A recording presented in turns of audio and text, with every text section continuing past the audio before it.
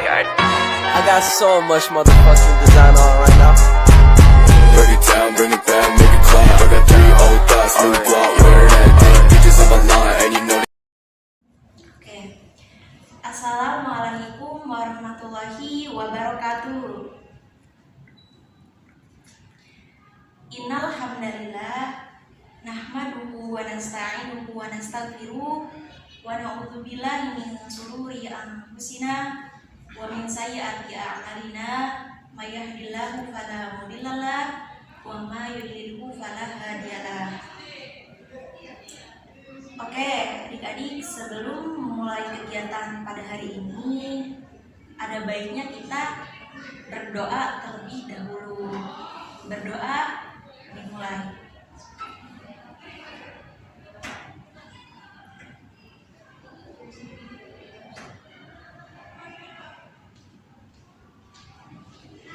Berdoa selesai. Oke adik-adik, sebelumnya kakak mau tanya dulu nih, udah pada makan siang belum? Belum ya? Ada yang udah, ada yang belum. Oke, yang belum jangan lupa makan ya. Oke, adik-adik sebelumnya udah ada yang kenal belum sama kakak nih? Belum ya? Oke, izinkan kakak untuk memperkenalkan diri. Nama kakak Selamita, jurusan bimbingan konseling Islam dari kampus Universitas Islam Negeri Sultan Maulana Hasanuddin Banten. Sebelumnya ada yang tahu gak nih tujuan kakak di sini tuh untuk apa? Oke, belum ya? Belum ya? Jadi tujuan kakak di sini itu untuk mengambil data dari adik-adik melalui tes sosiometri. Sebelumnya ada yang tahu gak nih tes sosiometri itu apa? Dan mungkin ada yang pernah di sini melakukan tes sosiometri. Oke, kalau belum, izinkan kakak untuk menjelaskannya ya. Jadi, tes sosiometri itu suatu metode yang bertujuan untuk meneliti interaksi-interaksi sosial dari anggota suatu kelompok. Nah, jadi bisa dipahami ya adik-adik sekalian. Tadi udah kakak jelasin ya. Jadi di sini adik-adik nggak usah takut ya datanya tersebar, karena di sini kakak mempunyai asas kerahasiaan yang dimana hanya kakak saja yang tahu. Oke, sekarang kakak minta untuk adik-adik sekalian menyiapkan alat tulis berupa kertas dan pulpen yang nantinya akan dipakai untuk menjawab pertanyaan yang akan kakak sebutkan nanti. Oke, kakak kasih waktu 10 menit ya untuk menyiapkan alat tulisnya. Oke, sebelum ada aba-aba dari kakak, diharap adik-adik tidak mengisi kertasnya terlebih dahulu ya. Oke, apakah adik-adik sudah siap? Oh, ada yang gak bawa pulpen ya? Oke, oh kamu bawa. Oh bisa kamu pinjemin ke, boleh kamu tolong pinjemin temennya ya. Oke, baik. Oke, apakah adik-adik semuanya sudah siap? Siap ya? Oke, sekarang ke pertanyaan. Nah, bisa kita mulai ya. Jadi, adik-adik menuliskan nama dan jenis kelamin terlebih dahulu ya. Oke. Sudah ya? Kalau sudah, kita mulai ke pertanyaan pertama. Tolong didengarkan dengan baik ya. Yang pertama, tulis 2 teman. Siapa teman yang bisa diajak kerjasama dalam belajar? Oke, sekarang kakak ulangin. Tulis 2 teman. Siapa teman yang bisa diajak kerjasama dalam belajar. Oke. Kalau sudah, kita lanjut ke pertanyaan kedua. Pertanyaan kedua itu, tulis 2 teman. Siapa teman yang bisa diajak curhat? Oke, aku ulangin ya. Tulis 2 teman. Siapa teman yang bisa diajak curhat? Oke, jika sudah selesai, diharap kertas jawaban adik-adik dikumpulkan kepada kakak ya. Jadi hasil data yang kakak peroleh hari ini akan kakak sampaikan di minggu depan, di hari yang sama dan jam yang sama. Kenapa? Oh iya, di jam yang sama, betul. Oke, bisa dipahami adik-adik? Oke, untuk adik-adik sekalian, kakak ucapkan terima kasih atas kerjasama dan partisipasinya pada hari ini. Semoga kita selalu diberikan kesehatan dan panjang umur oleh Allah Subhanahu wa Ta'ala. Sekian dari kakak, itu saja ya. Sampai bertemu di minggu selanjutnya. Wallahul muwaffiq ila aqwamit thoriq. Wassalamualaikum warahmatullahi wabarakatuh. Alhamdulillah kita bisa bertemu kembali.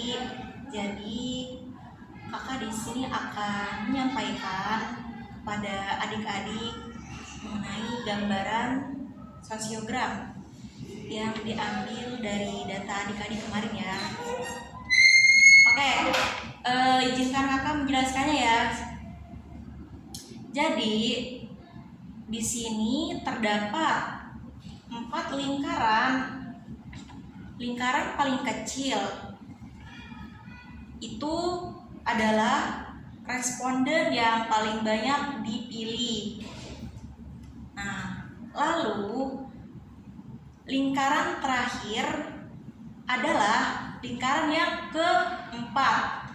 Itu adalah responden yang paling sedikit dipilih oleh adik-adik. Nah, lalu selanjutnya di sini ada panah yang paling pertama dari adik-adik itu berwarna hijau.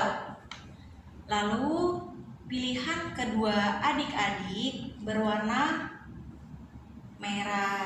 Jadi kesimpulannya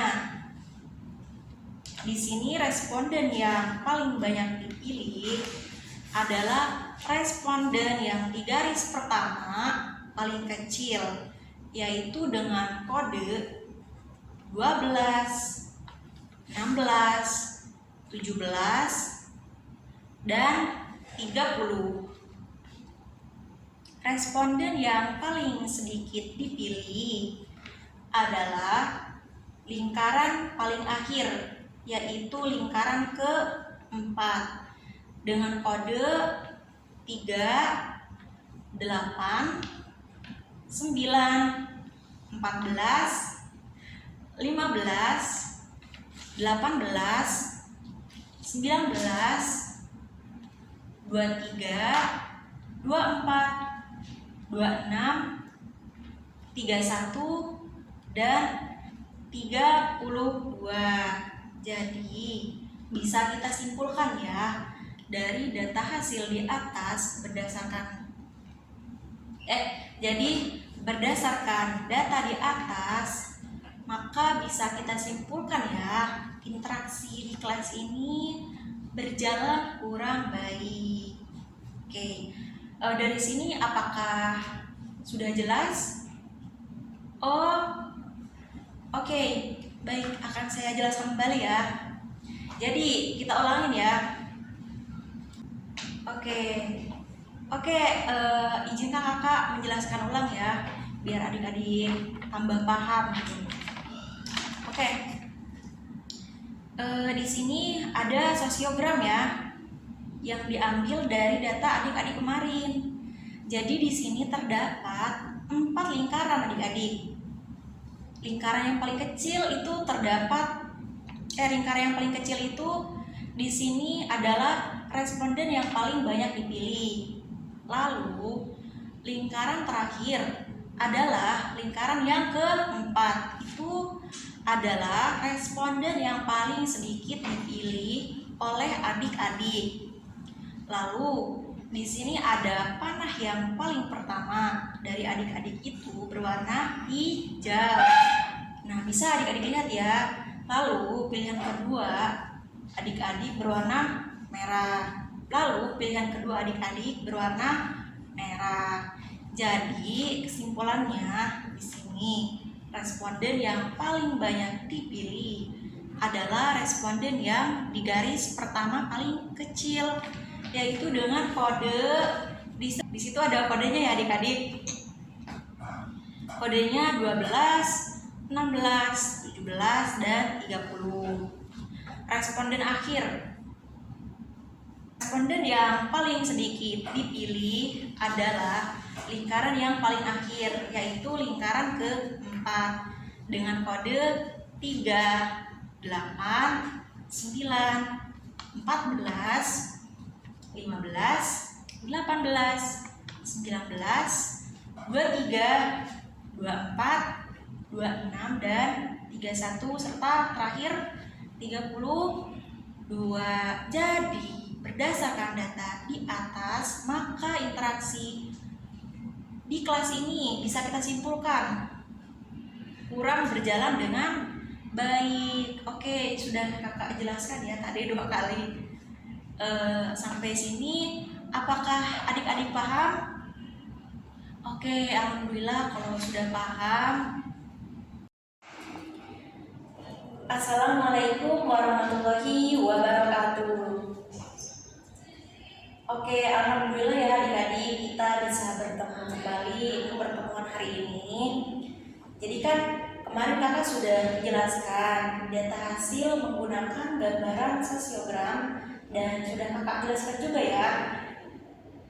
Kemarin dapat disimpulkan ya bahwa interaksi di kelas itu berjalan kurang baik. Nah, di sini kakak mempunyai program yang akan disasarkan pada responden yang bermasalah dan yang paling sedikit dipilih.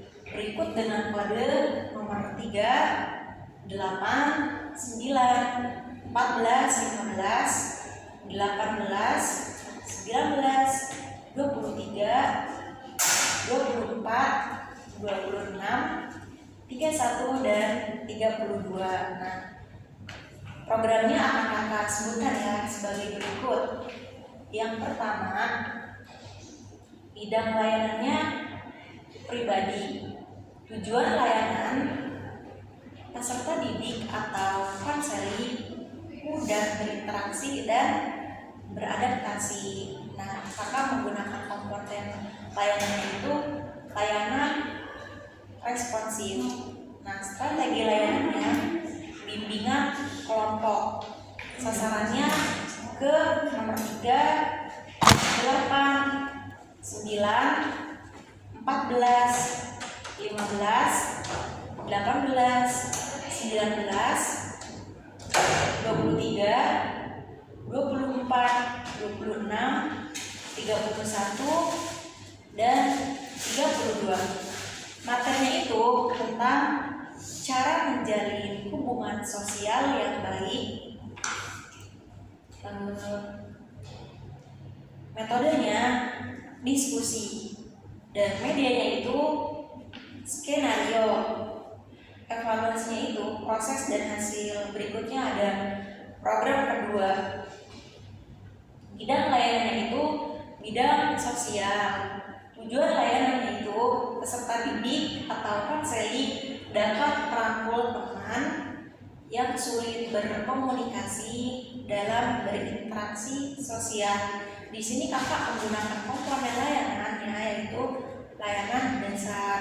Nah, strategi layanannya itu layanan informasi. Nah, materinya tentang cara merangkul teman yang jauh dari pergaulan dan cara menanamkan jiwa sosial dengan menggunakan metode diskusi dan ceramah. Medianya itu melalui PPT dan Infokus.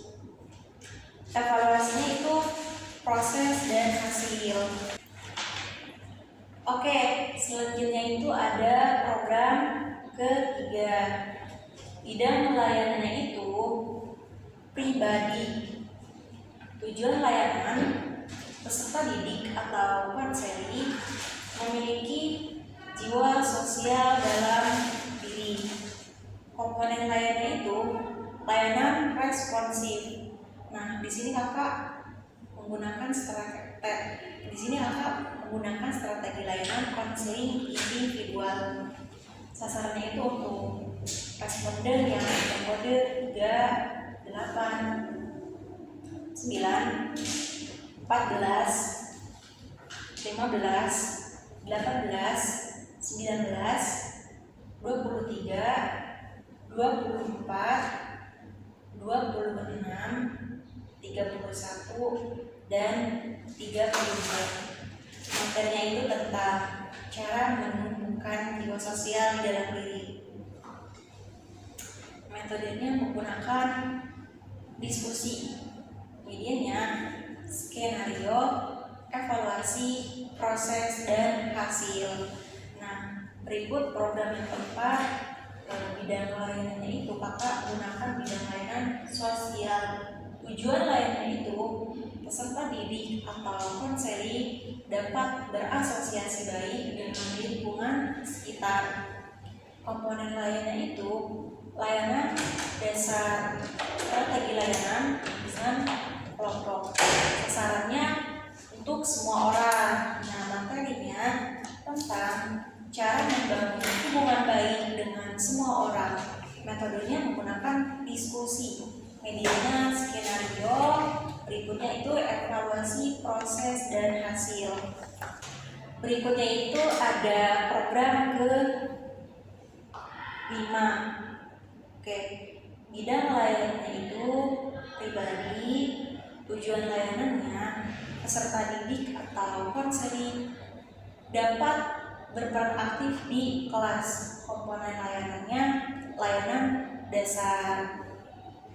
Strategi layanannya bimbingan kelompok. Sasarannya untuk semua orang. Materinya itu tentang cara berperan aktif dalam pembelajaran. Metodenya melalui diskusi. Medianya tentang skenario, evaluasi, proses, dan hasil. Yang keenam, bidang layanan itu sosial. Tujuan layanan peserta didik atau konseli dapat menjaga hubungan baik.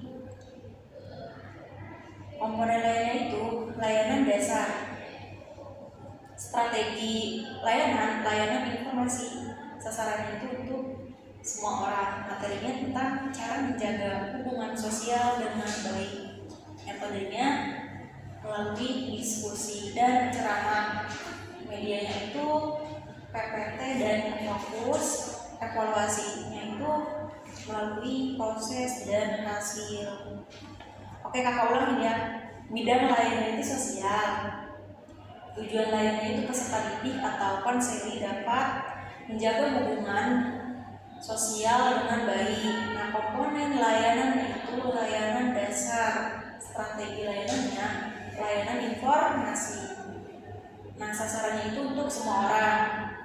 Materinya tentang cara menjaga hubungan sosial dengan baik.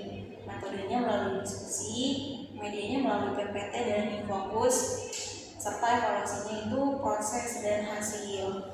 Oke, selanjutnya itu ada program 7. Bidang layanan itu pribadi. Tujuan layanan peserta didik atau konseli memiliki sikap tanggung jawab. Komponen lainnya itu layanan responsif. Strategi layanannya bimbingan kelompok. Sasarannya untuk semua orang. Materinya yaitu cara menanamkan sikap tanggung jawab di dalam diri. Metodenya diskusi dan ceramah. Medianya melalui skenario. Evaluasinya itu proses dan hasil.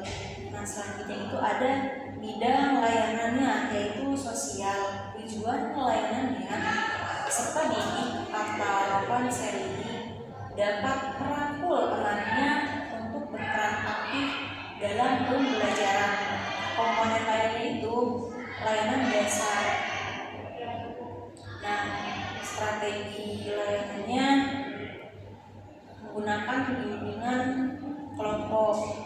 Sasarannya itu untuk semua orang. Materinya itu cara menjadi teman yang baik dan bisa mengajak teman agar berperan aktif dalam pembelajaran. Metodenya melalui diskusi, medianya skenario, evaluasinya proses dan hasil. Nah, selanjutnya itu programnya di bidang layanannya itu sosial. Tujuan layanannya peserta didik atau konseli dapat membantu temannya yang sulit bergaul. Komponen layanannya itu menggunakan layanan responsif. Oke. Ya. Oh ya, akan saya jelaskan ya apa itu layanan responsif. Jadi, layanan responsif merupakan pemberian bantuan kepada konseli yang menghadapi kebutuhan dan masalah yang memerlukan pertolongan dengan segera. Nah, selanjutnya itu strategi layanannya menggunakan bimbingan kelompok. Sasarannya itu untuk semua orang. Materinya itu tentang cara membantu atau merangkul teman yang sulit bergaul. Metodenya itu menggunakan diskusi, medianya skenario, evaluasinya proses dan hasil. Nah, selanjutnya ya, oke saya ulangin ya, dari layanan responsif. Layanan responsif itu merupakan pemberian bantuan kepada konseli yang menghadapi kebutuhan dan masalah yang memerlukan pertolongan dengan segera. Itu ya, bisa dipahami ya. Oke, tadi sudah saya jelaskan 2 kali. Nah, strategi lain itu bimbingan kelompok. Sasarannya itu untuk semua orang. Materi itu tentang cara membantu atau merangkul teman yang sulit bergaul. Metodenya itu menggunakan diskusi, medianya skenario, evaluasinya proses dan hasil. Nah, selanjutnya itu programnya bidang layanannya sosial. Tujuan layanan peserta didik atau konseli dapat berinteraksi dengan baik dengan teman yang lainnya. Nah, di sini saya menggunakan komponen layanannya itu layanan dasar. Nah, saya akan menjelaskan apa sih itu layanan dasar. Jadi, layanan dasar itu proses pemberian bantuan kepada seluruh konseli melalui kegiatan penyiapan pengalaman terstruktur secara klasikal atau kelompok yang dirancang dan dilaksanakan secara sistematis dalam rangka mengembangkan kemampuan serta penyesuaian diri yang efektif. Oke, saya ulangi. Proses pemberian bantuan kepada seluruh konseli melalui kegiatan penyiapan pengalaman terstruktur secara klasikal atau kelompok yang dirancang dan dilaksanakan secara sistematis dalam rangka mengembangkan kemampuan dan penyesuaian diri yang efektif. Nah, selanjutnya itu komponen lainnya itu saya menggunakan tadi layanan dasar, selanjutnya strategi layanan itu bimbingan kelompok. Nah, saya akan menjelaskan ya apa sih bimbingan kelompok itu. Nah, bimbingan kelompok yaitu layanan bimbingan yang dilaksanakan dalam suatu kelompok dengan memanfaatkan dinamika kelompok sehingga anggota dapat mengembangkan potensi diri sekaligus memperoleh manfaat dari pembahasan topik masalah. Jadi bimbingan kelompok itu layanan bimbingan yang dilaksanakan sehingga anggota dapat mengembangkan potensi dirinya sekaligus memperoleh manfaat dari pembahasan topik masalah. Nah, sasarannya itu untuk semua orang. Materinya itu tentang cara berinteraksi dengan ruang lingkup dan sekitar. Metodenya itu menggunakan diskusi dan ceramah. Nah, selanjutnya itu evaluasi, proses, dan hasil. Oke, jadi saya baca kembali ya di program yang tadi itu. Pertama, bidang layanannya itu sosial, tujuan layanannya peserta didik atau konseli dapat berinteraksi dengan baik dengan teman yang lainnya. Komponen layanannya itu layanan dasar, tadi sudah saya jelaskan ya layanan dasar itu apa.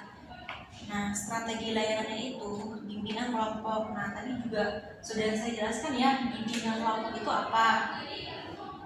Selanjutnya sasarannya itu untuk semua orang karena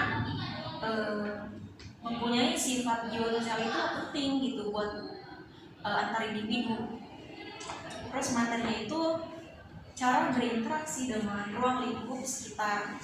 Nah, metodenya itu menggunakan diskusi dan ceramah. Medianya itu menggunakan skenario dan evaluasi itu proses dan hasil. Bisa dipahami ya adik-adik semua, itu program yang saya buat ya. Nah, mungkin itu program yang kakak buat. Besar harapan kakak program tersebut bisa berjalan dengan baik. Nah, amin. Ya, amin. Itu saja yang kakak sampaikan. Kurang lebihnya mohon maaf. Salam sehat. Wassalamualaikum warahmatullahi wabarakatuh.